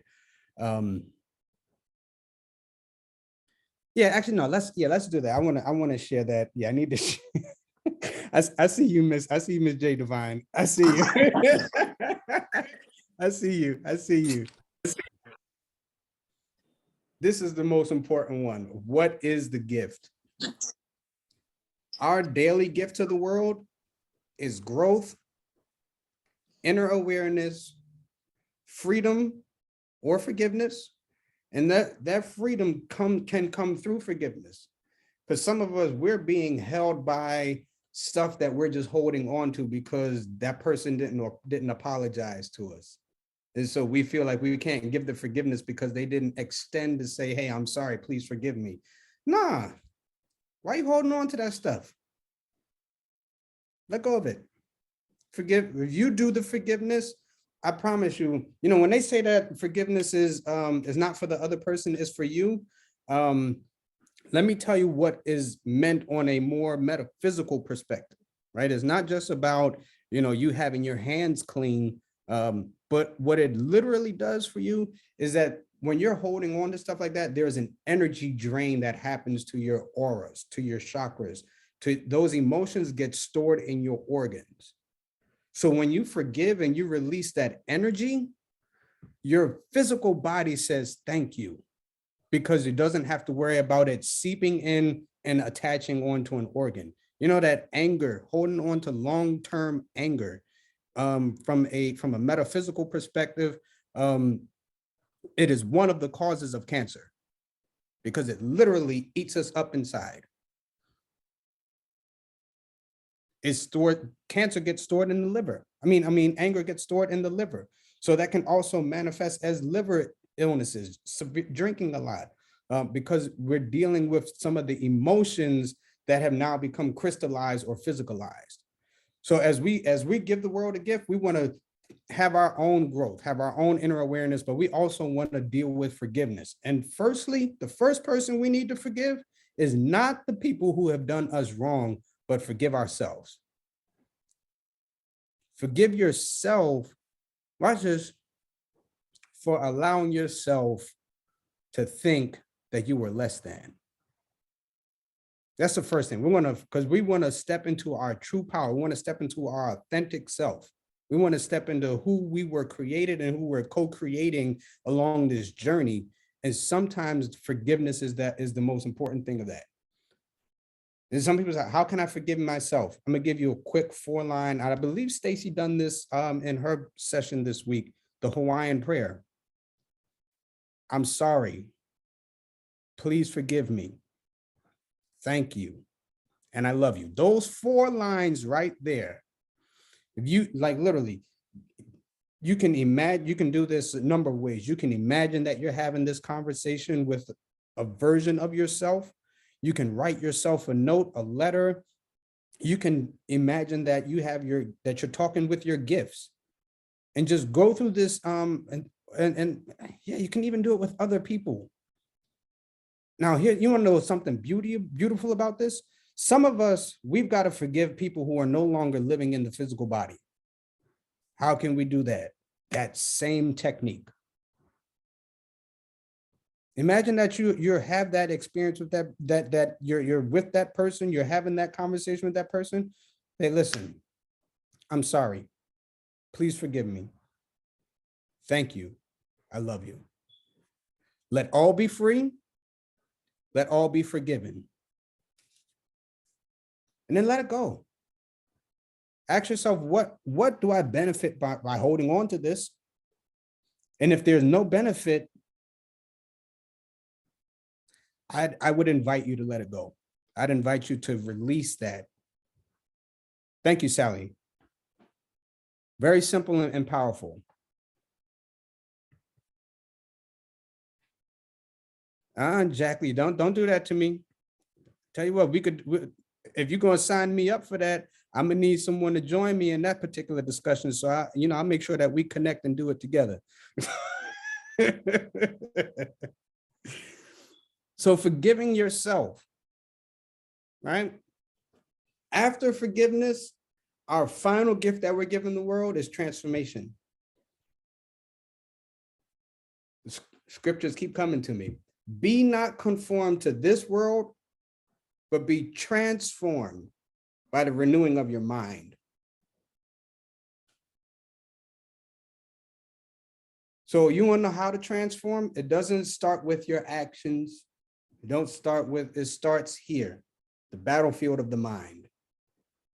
Because as a man thinketh, so is he. As a woman thinketh, so is she. Any questions, any thoughts, anything that resonates with you, that jumps out?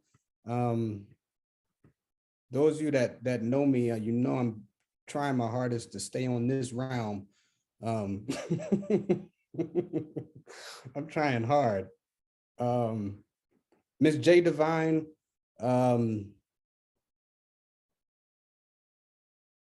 you got a major blessing coming to you. You got a major blessing coming to you, and it's going to affect your family.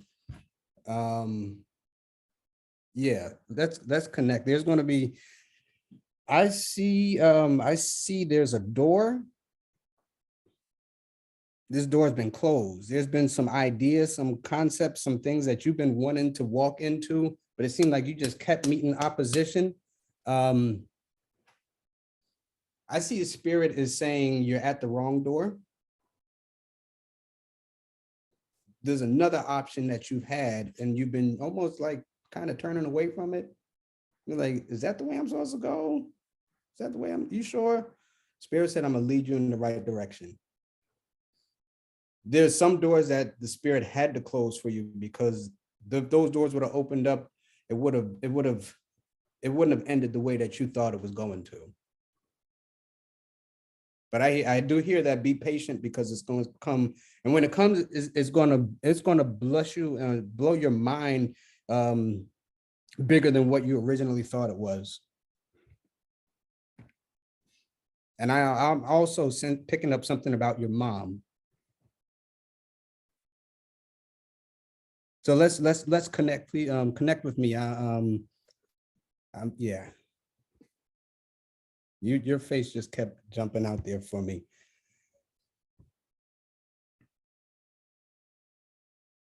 All right. Are there any other questions? Any comments? Let me go to gallery view real quick. Mama Ma, I see you. Yeah, I debated whether I was say anything. One reason why forgiveness is so important and forgiving yourself is inside of the Hermetic basic laws. The fact that if anything is in front of you and people are doing stuff in front of you, that it came from you first. That's how you were able to see it. I think that's the law of mentalism. So if it's out there in front of you, you did it. So yeah, and I also believe one of the first Hermetic principles is that the universe is mental. Yes, the universe is mental. That's absolutely right. Absolutely right. So I'm complete. Thank you so much for sharing. All right, are there anything that's resonating, that's jumping up for anyone? That I know we've had quite a few comments going on in the chat.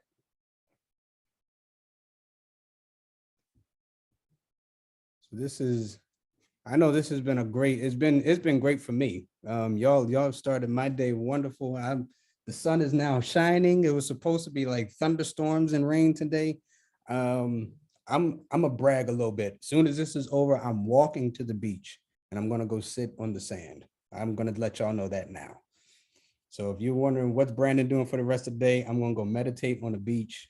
I'm gonna go chill out. But I feel really good. I feel really good.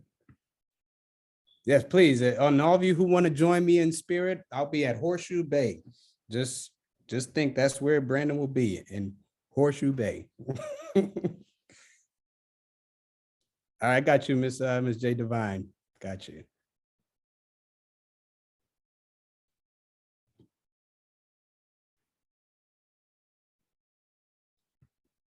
All right. Melinda, you got something else, and then we'll get ready to close out. Just wanted to thank you for this today. And you hit on what I needed to hear at the end. So I definitely know what I was here for. I'm going with the forgiveness. I'm definitely there. Been given a lot of word on that this last week. It's been strong for me, forgiving. So I really thank you for the brief moment that you just brought that to us, but reminding us that, it's not about them, it's about me, so I just wanted to thank you for that. Thank you.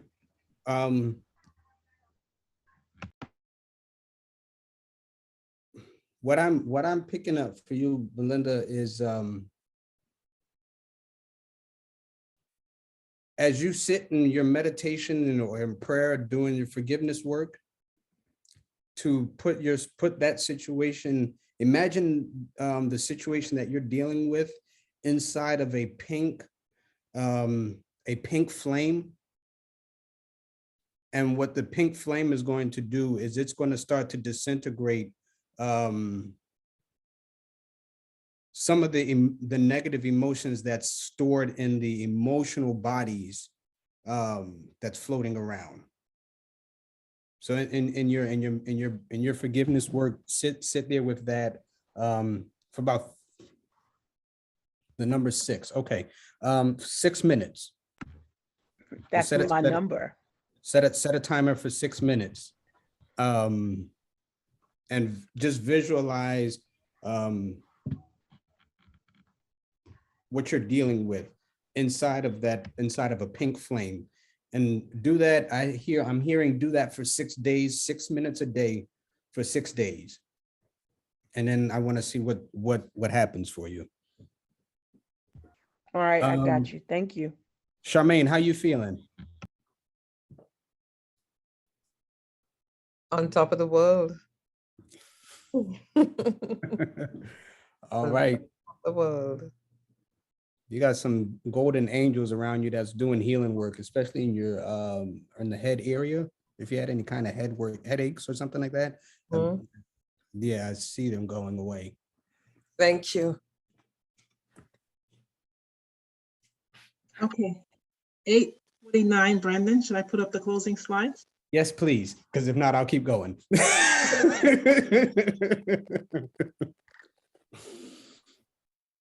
So, okay, before this, Catherine, I saw you raise your hand. Yes, I wanted to share that 1991, I was in your homeland of Bermuda at the co-ed facility behind a door with no doorknob. And people from your community came to that facility and they shared with me about forgiveness. They proposed to me that if I believe that God had forgiven me, then who am I not to forgive me? So for us to be here in this space, wrapped so tightly in love, it's reinforced to me today about the power, the freedom that comes with the act of forgiveness. So I'm reminded that the God that is within me always has forgiven me. Then who am I to have the audacity not to forgive myself and then to extend that to another person, whether they're alive, whether they're still on this planet or not? And I'm speaking directly in regards to my father. My love I have for him is not conditioned on how he presented himself as a father to me. So forgiveness is what I extend today, and forgiveness is what I've received today. With that, I am complete. Thank you so much. Thank you.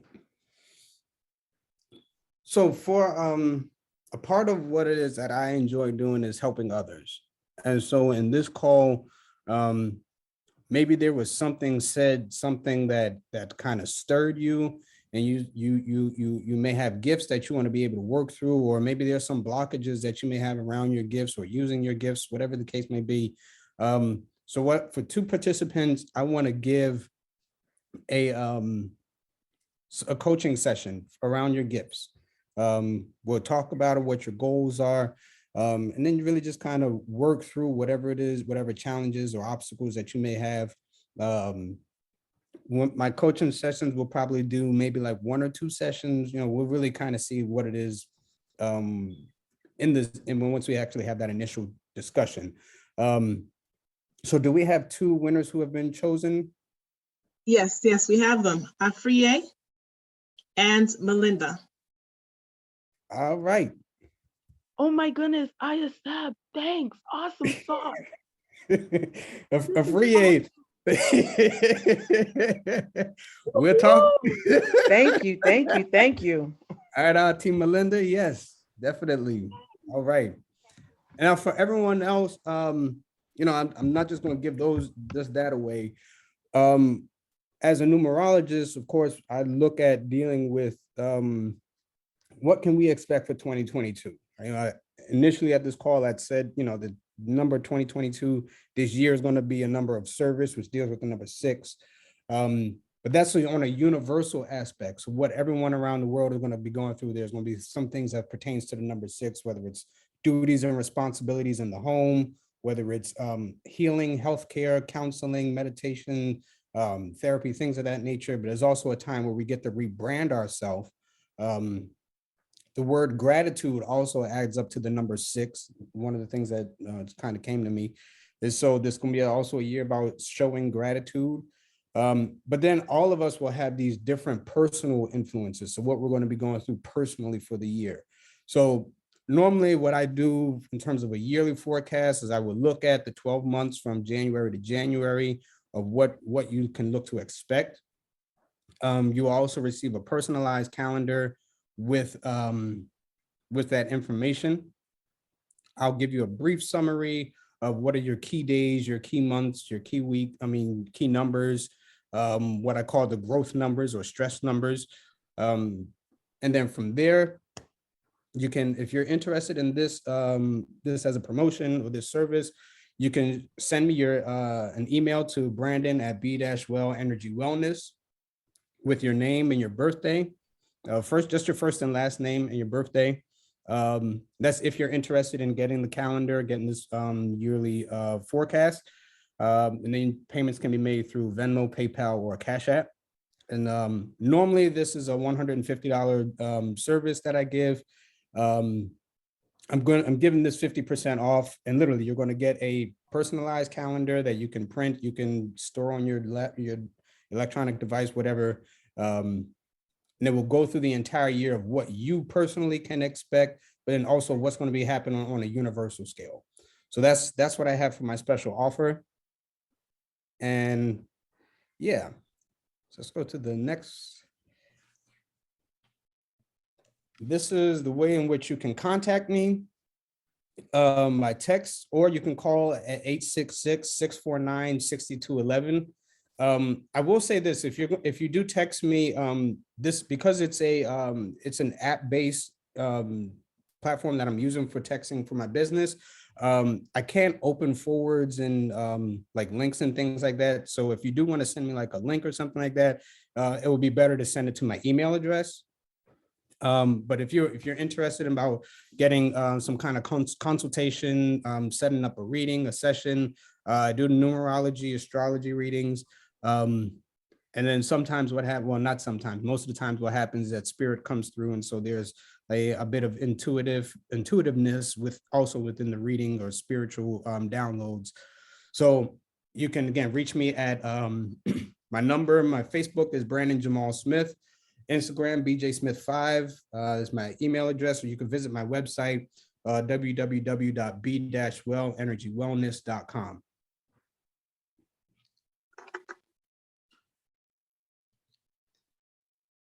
And finally, well, not finally, but this is probably like one of my favorite parts, is because not only are you giving love offerings for myself, but for me, when I look at love offerings and donations, that it goes to the organization that sponsored this event. And if you have really been influenced, you've been impacted, you've benefited from this virtual community, by this Wake Up Everybody community, I would invite you definitely to give a love offering, give a donation that expresses how you've been impacted, how you've been blessed by doing these calls. This is, I think we're in week, 90? This is 93 weeks that we've been in? Yes. Yes, so 93 weeks we've been gathering, bringing really quality facilitators to help us through, last year through some, one of the most tumultuous times of our lives for some of us. So if you want to give by Zelle, pay or quick pay, The information is here, Cash App. And then you want to make sure you put this code right here. This is a special code, 495 BS. That's my code. So, that way the folks will know, let's take care of the good ribbon. You know what they say, your love may give me thrills, but your love don't pay my bills. So I'd greatly appreciate if you would just go ahead and be a blessing to the spirit of the woman, to wake up everybody community. And let's just continue to build and grow together. Because remember, you're not only giving to me, but you're also helping us to continue to bring quality facilitators and workshop leaders to you on a weekly basis. So thank you again for this opportunity for us to be able to share this space this morning.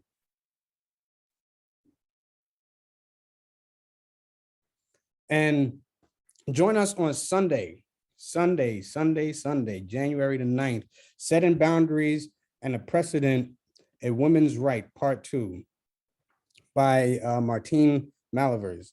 You do not want to miss this session, so definitely make sure that you register. And we will see you on Sunday morning at 7 o'clock for what sets to be a very powerful presentation. Thank you, Brandon.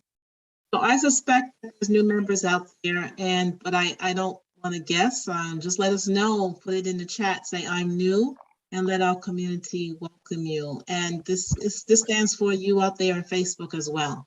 So if it means also if you've been part of us before and then took a break and then you're back, say I'm new so that you can feel the love and be inspired to come back.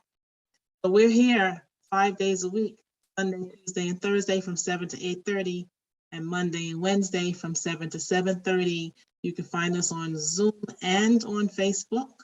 And if you want to receive a text alert every morning to say, hey, come on, come to wake up everybody, you can do this right now. Open up your text, type in 74121 in the telephone number section, and Woo Nation in the comment section, press send, and you'll be in our text alert.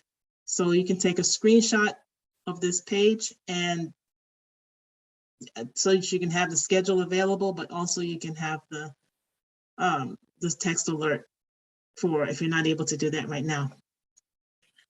So we have swag, and you can visit our store at bit.ly/Woo Swag.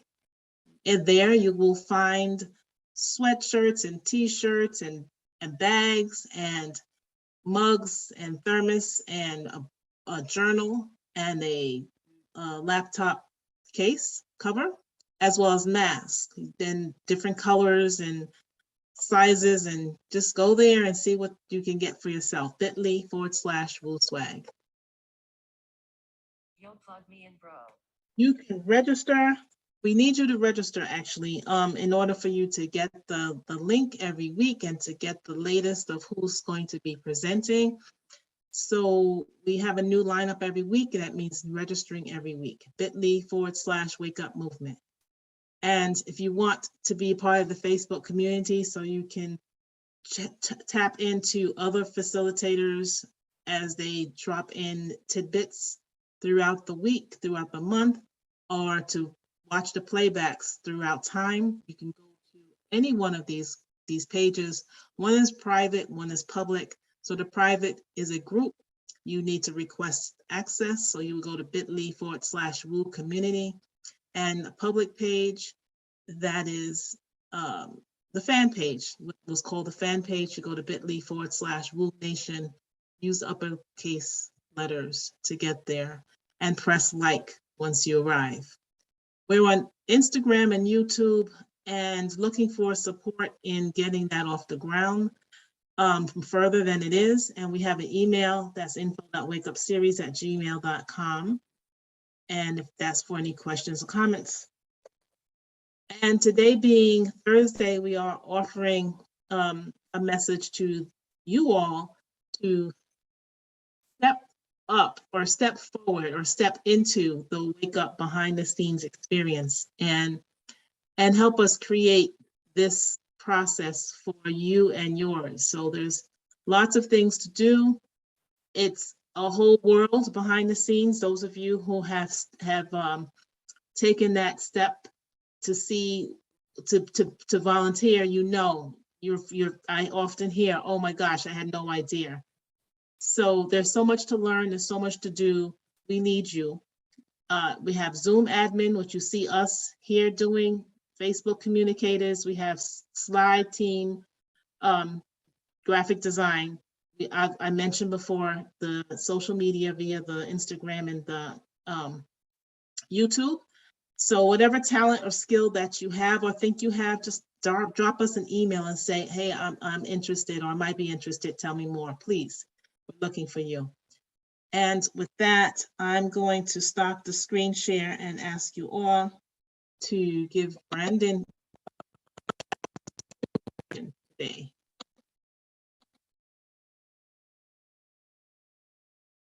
All right, asking you all to unmute.